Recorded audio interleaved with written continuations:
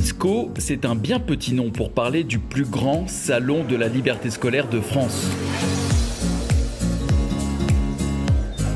Pour cette 4e édition, de nombreux participants ont franchi les portes de l'espace Charenton en ce début d'avril. Et à l'IPSCO, il y en a des choses. Des formations, des manuels scolaires, des livres pédagogiques, des modélisations de cerveau. Pourquoi pas des dictées, tiens. Un spectacle d'une grandeur, d'une beauté indicible s'offrait à lui, tandis qu'il gravissait les paliers aériens. Mais on trouve aussi des jeux éducatifs, des petites annonces, de la prise de notes ou encore...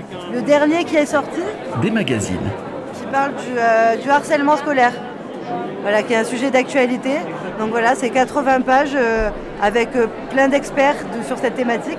Dans ce salon, riche d'une quarantaine d'exposants, toutes les bonnes initiatives sont mises en avant.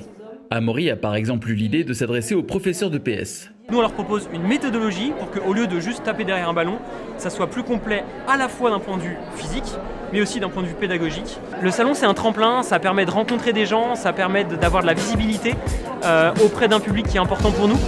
La rencontre, c'est certainement le maître mot de ce gigantesque événement.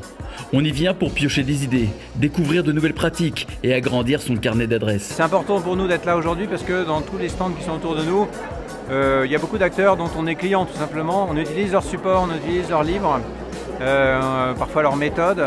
On arrive à faire une synthèse dans nos cours de tout ce qui se fait de mieux dans l'innovation pédagogique de qualité. La journée est rythmée par des tables rondes, diverses animations et de grands débats.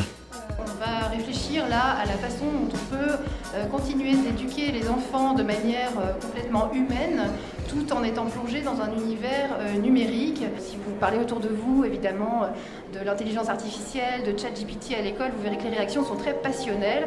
Autre point fort de l'IPSCO, cette immense librairie prise d'assaut par les visiteurs.